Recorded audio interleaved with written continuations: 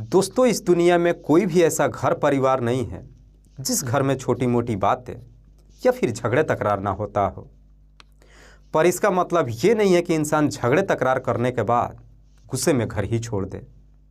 दरअसल आज की कहानी में एक महिला अपने पति से झगड़े तकरार करने के बाद उससे अलग तो हो जाती है, लेकिन ठीक 2 साल के बाद उसकी हत्या कर दी जाती है।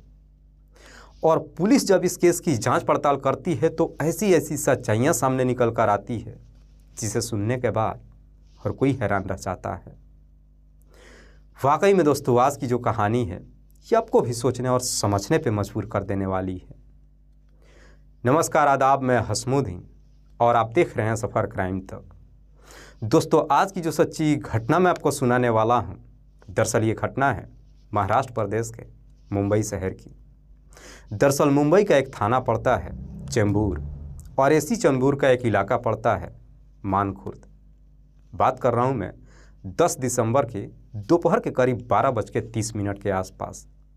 दरअसल इसी मानखुर्द के अंदर एक बिल्डिंग के 5वें फ्लोर पे अचानक से आग लग जाती है और जब धुआं बाहर निकलता है, लोग जब देखते हैं तो लोगों के अंदर अफरा तफरी सी मच जाती है। लोग फौरन इस बात की जानकारी फायर ब्रिगेड के साथ साथ पुलिस को देते हैं और थोड़ी देर में फायर ब्रिगेड के साथ साथ पुलिस भी पहुंच जाती है। हालांकि जब उस आग पे काबू पा ली जाती है, पुलिस जब कमरे के अंदर एंट्री करती है तो कमरे के अंदर का नज़ारा देख खुद पुलिस भी चौंक जाती है, क्योंकि कमरे के अंदर बेड पे एक महिला जो बुरी तरीके से झुलसी हुई पड़ी थी।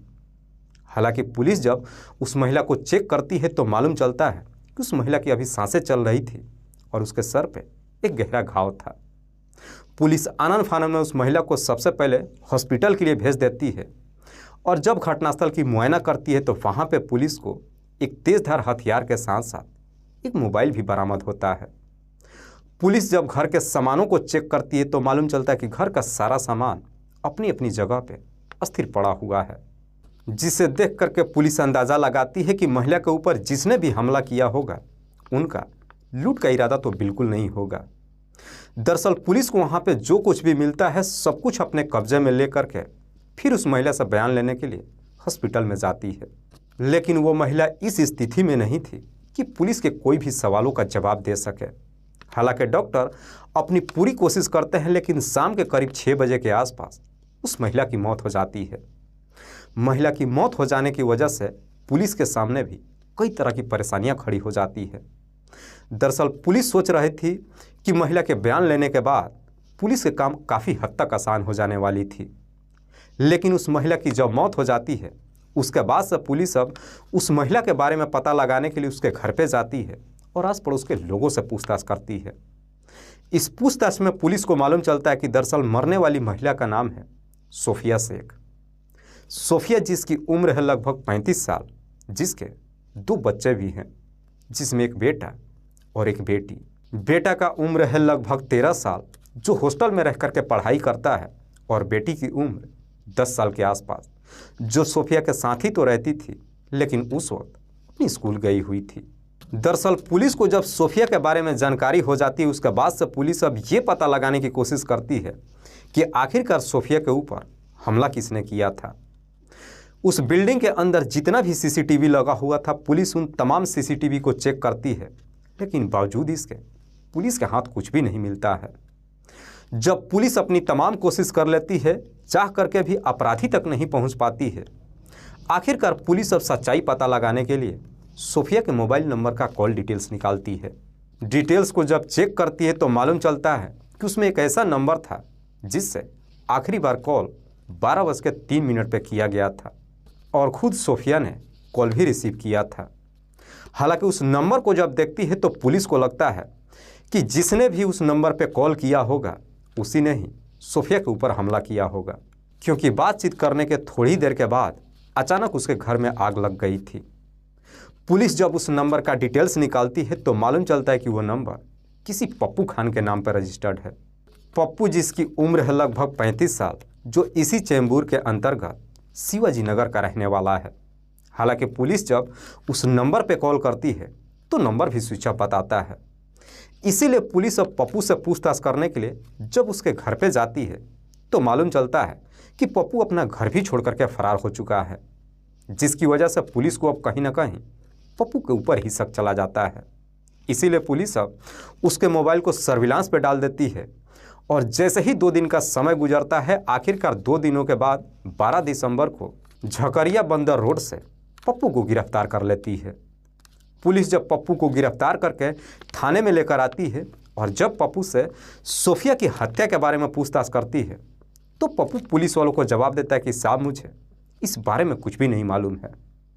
लेकिन पुलिस जब पप्पू को लेकर के थाने में जाती है तो पप्पू भी एकदम से डरा सहमा हुआ दिखाई देता है, जिसे देख करके पुलिस को लगता है कि पप्पू जरूर कुछ ना कुछ छुपाने की कोशिश कर रहा है। इसीलिए पुलिस अब पप्पू के साथ सख्ती से पेश आती है। पुलिस जैसे ही अपनी थोड़ी सी सख्ती दिखाती है, आखिरकार पप्पू भी मजबूर होकर अपनी सच्चाई कबूल कर लेता है और जब इस हत्या की पूरी कहानी बताता है तो उसके बाद से पुलिस पप्पू के ही तहरीर पे एक और लड़के को गिरफ्तार करके लाती है, जिसकी उम्र अभी मात्र 15 साल के आसपास है। दरअसल सोफिया जो कि ऑलरेडी शादीशुदा है, जिसके पति का नाम है इमरान शेख। इमरान जिसकी उम्र है लगभग 37 साल, जो इसी चेंबूर के अंतर्गत शिवाजी नगर का रहने वाला है। सोफिया की जब इमरान से शादी होती है, शादी के बाद अपने पति के साथ बड़ी खुशहाल तरीके से जीवन व्यतीत करती है। दरअसल इमरान जो कि एक प्राइवेट कंपनी में नौकरी करता है, वो थोड़े बहुत पैसे कमाता है। दोनों की जब शादी हो जाती है, जीवन शैली बेहतर तरीके से गुजरने लगता है। पर जैसे ही कुछ साल का समय गुजरता है, समय के अनुसार सोफिया जब 2 बच्चों की माँ बन जाती है और जब 2 बच्चे उसके घर में आ जाते हैं, घर का खर्च काफ़ी बढ़ जाता है।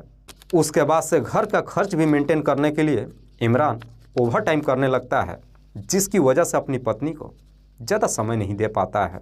जब ज़्यादा समय नहीं दे पाता है, इसी बात को लेकर के सोफिया और इमरान के बीच में झगड़े तकरार शुरू हो जाता है और बात इतनी काफ़ी आगे बढ़ जाती है कि आखिरकार एक दिन सोफिया झगड़े तकरार करने के बाद अपने पति से अलग हो जाती है और फिर अपने दोनों बच्चों को लेकर के इसी मानखुर्द के एक 5वें फ्लोर पर किराए का कमरा लेकर रहने लगती है।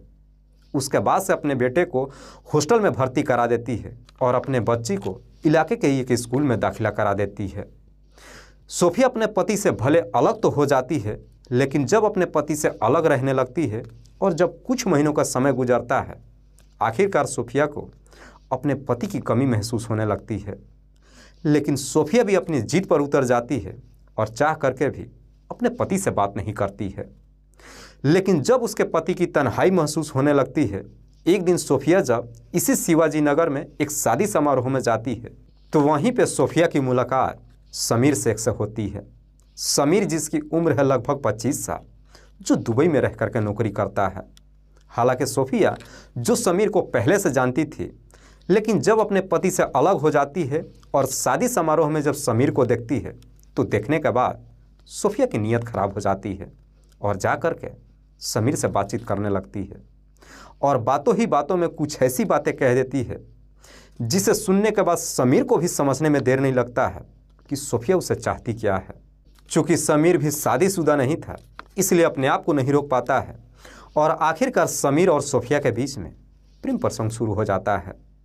दोनों के बीच में जब प्रेम प्रसंग शुरू होता है, उसके बाद से समीर अक्सर मुलाकात करने के लिए सोफिया के घर पे ही जाने लगता है।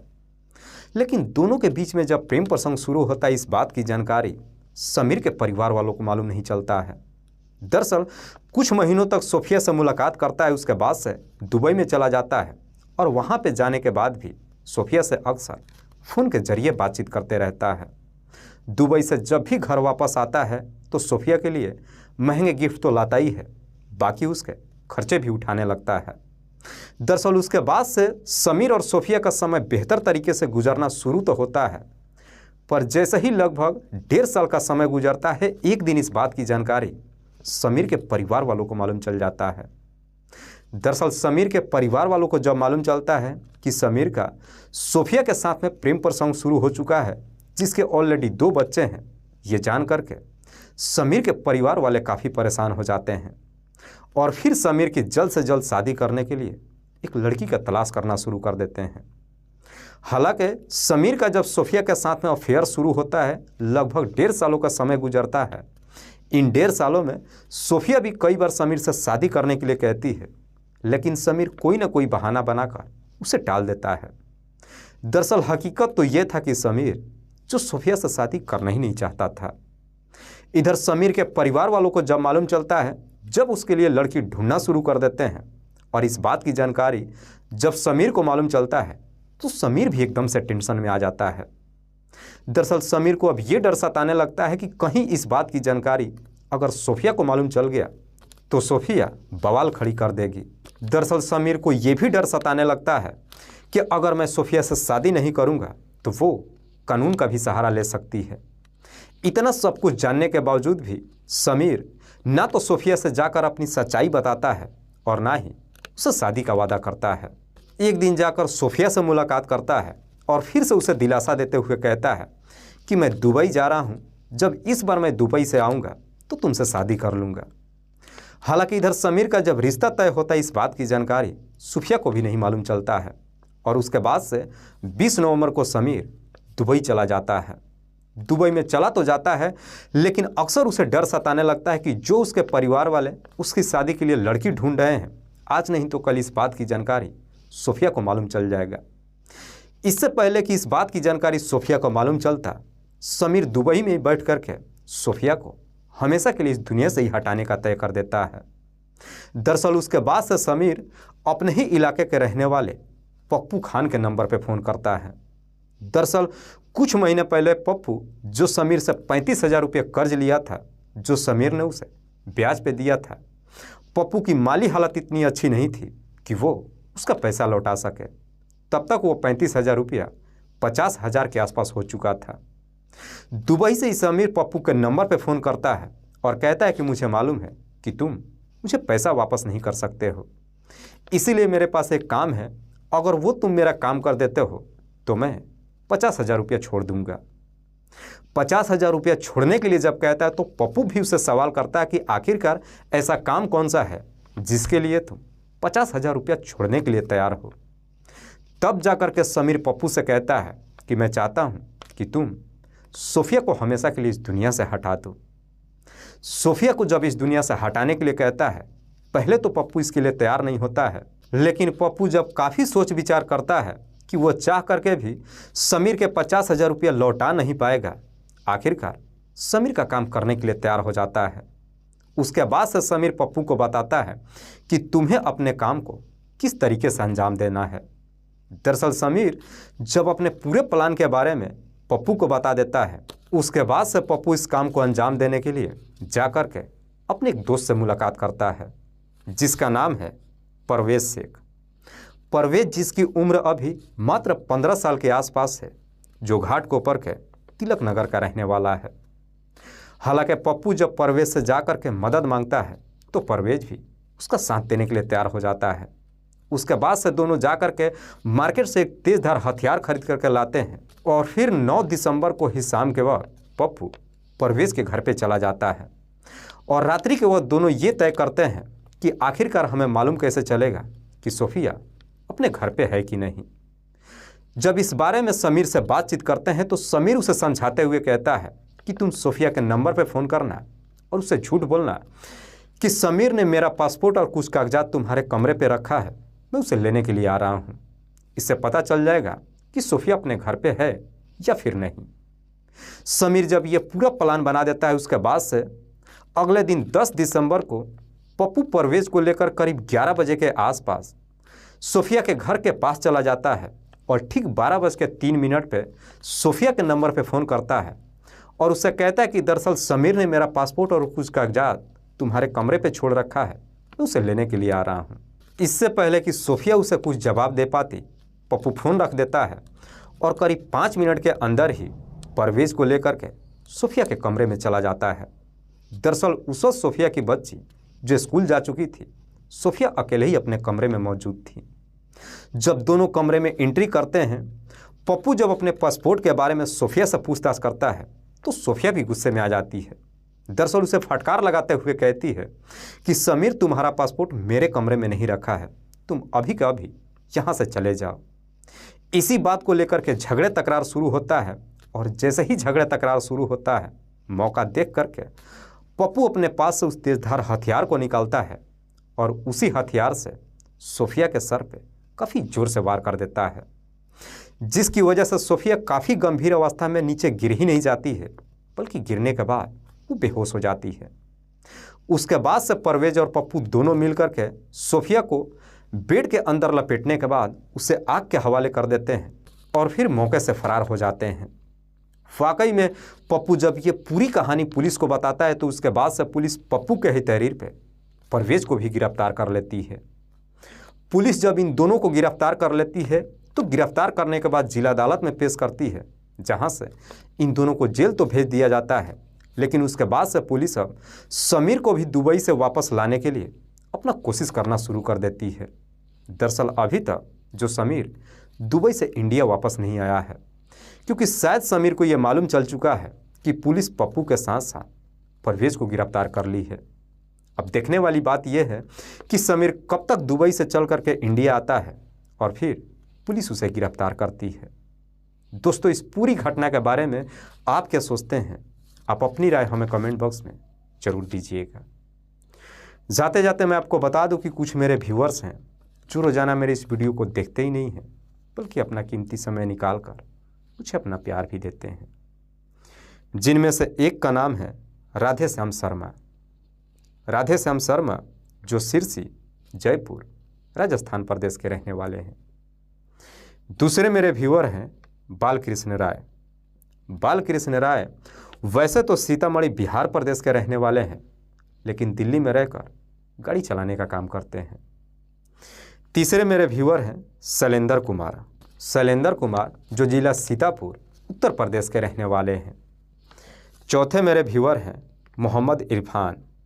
मोहम्मद इरफान जो समस्तीपुर, बिहार प्रदेश के रहने वाले हैं। लास्ट मेरे व्यूअर हैं राव मोहम्मद यासीन। राव मोहम्मद यासीन जो लाहौर, पाकिस्तान के रहने वाले हैं। मैं आप तमाम व्यूअर्स को तहे दिल से शुक्रिया अदा करता हूँ। कल फिर मिलते हैं एक और नई सच्ची घटना के साथ। तब तक के लिए जय हिंद, जय भारत।